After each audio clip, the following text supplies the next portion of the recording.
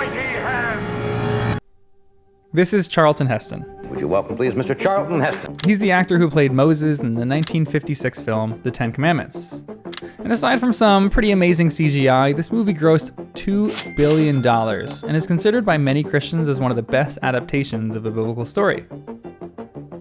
Now, this is The Prince of Egypt. It's also considered one of the greatest biblical adaptations ever made as well, and it's the same story in Exodus. This movie didn't make quite the amount of money or bring in the notoriety that The Ten Commandments did, but it ended up winning an Oscar for Best Original Song. Stephen Schwartz for When You Believe from The Prince of Egypt. Yeah, that one. Both of these movies are accounts of the Exodus narrative in the book of Exodus, yet both leave out one of the most confusing and weirdest stories that I've ever read in my entire Bible. It's smack dab in the middle of the Exodus narrative, and it's only 3 verses long, and let's find it. It happens right about here, in that little fade transition, as Moses and Zipporah are on their way back to Egypt. Something pretty crazy happens. But both movies skip right over it. And it's actually one of the most important parts of the story.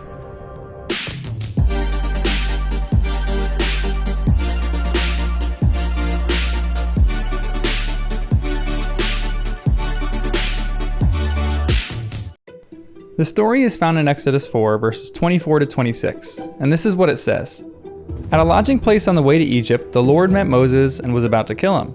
But Zipporah took a flint knife, cut off her son's foreskin, and touched Moses' feet with it. "Surely you are a bridegroom of blood to me," she said. So the Lord let him alone. This story is not often told in churches, and the story isn't even depicted in art all that much. There are all sorts of images and paintings of the Exodus story by artists like David Roberts, Edward Poynter, and Charles Pierce, and all of them depict some of the more common stories we tell about the Exodus.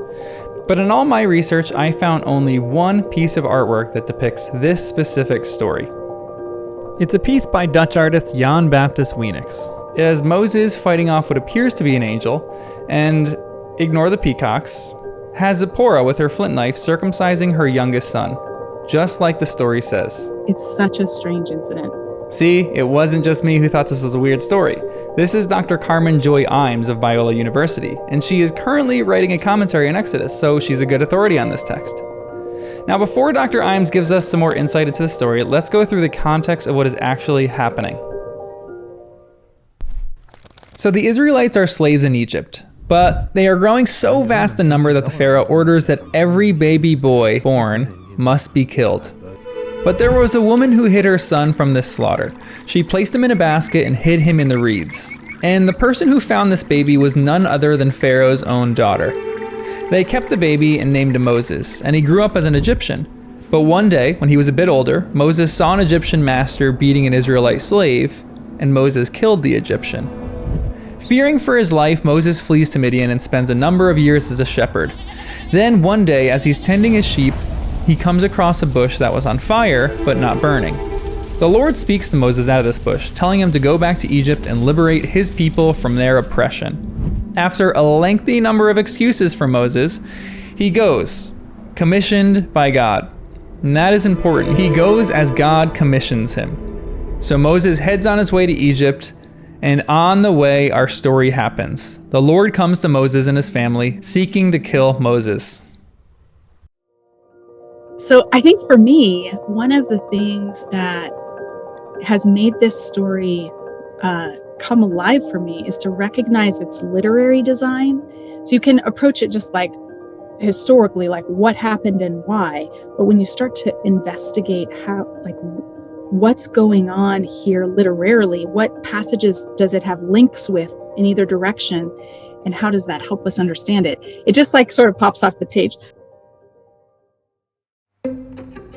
So the way I read the book, there's 2 major salvation stories side by side. The first is the rescue of Moses from Pharaoh, and the second is the rescue of the Israelites by God.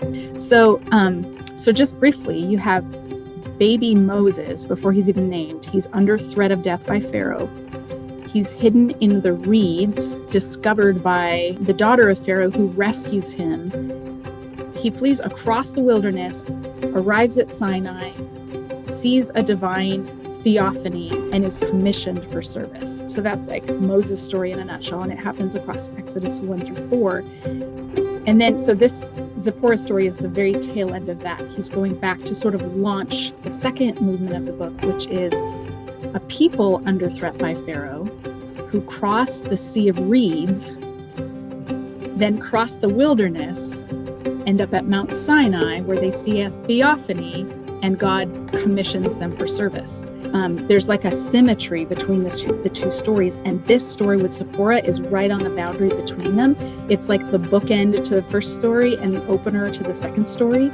This story is actually crucially important to the literary design of the whole book.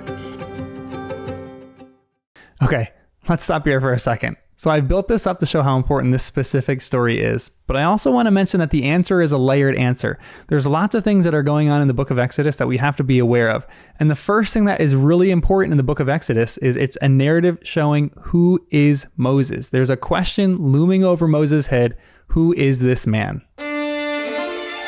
Does he identify as a Hebrew or as an Egyptian or what? Like, he gets to Midian, and in Midian, he meets these women at the well and rescues them, and they go home and tell their dad, an Egyptian rescued us, which is an interesting way to characterize him, right? Because he's Hebrew by birth, but they're calling him an Egyptian. And then he marries a Midianite and settles in Midian for quite a long time. And so when he encounters Yahweh at Mount Sinai, part of what needs to be resolved is his identity. And Yahweh appears to him in chapter 3 and says, I am the God of your father, singular. If I'm Moses, I'm going, oh yeah, could we just settle that a minute? Like, are we talking Pharaoh, my father? Are we talking this Levite man who's my father? Like, or are we talking about Jethro, my father, by marriage? Like, who is my father? And then God immediately responds, the God of Abraham, the God of Isaac, and of Jacob, which connects Moses in with the covenant story and the promises to the patriarchs. But Moses apparently hasn't followed through with the sign of the covenant, which is circumcision. His own sons aren't circumcised. And God's already told him, I'm sending you back to announce to Pharaoh that Israel's my son, and I'm going to kill his firstborn son for not letting them go. Is Moses Pharaoh's firstborn son? Like, by adoption, his identity is still ambiguous from an Egyptian point of view. And so by circumcising sons, Zipporah is declaring, so she makes this weird statement, surely you're a bridegroom of blood to me. And so that what she's saying is, now you're a blood relative to me. Like, we are now blood relatives. She may be talking to Yahweh, in fact, rather than to Moses. So this is her ritual declaration, and now you're blood relative of mine, or I'm a blood relative of yours, that kind of thing. So she's settling what is ambiguous about Moses' identity, and that identity cannot be ambiguous if he's going to be the savior of the nation.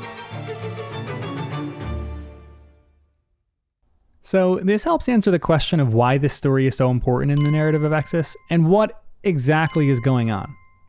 But I still have one more question. This doesn't, this is somewhat like a question of like God's ways are mysterious, but is there a reason why it is this intense where God is seeking to kill Moses? Yeah, so I think the fact that it comes exactly after verse 23, you refuse to let him go, so I will kill your firstborn son. And then the Lord met Moses and was about to kill him. Like, it seems like these two verses are being tied together literarily. They're both about God seeking to kill someone, so we can't read them separately. So Pharaoh's disobedience and hard-heartedness to God is so serious it merits death. And Moses, as God's deliverer, needs to be in compliance, otherwise it's so serious it merits death. I suppose the message of this story for later Israelites would be, wow, the sign of the covenant is a really serious matter. If we want in on God's deliverance, we have to be in on the covenant. We can't just like cling on, like, hey, I'm going to come along for the ride. Maybe in a way similar to the Ananias and Sapphira story in Acts chapter 5. Like, they want the benefits of being part of the Christian community. They want to appear to be all in, but they're not actually all in. And God's like, no, there's no room for half-heartedness in following me. Thanks for watching, and thank you, Dr. Imes, for your patience and your research in this topic. It was really helpful for me. I also want to let you know, all the watchers, that we are going to post this entire interview on our YouTube channel because there's so many other tidbits and little bits of information about this story. So go check out the rest of the interview there.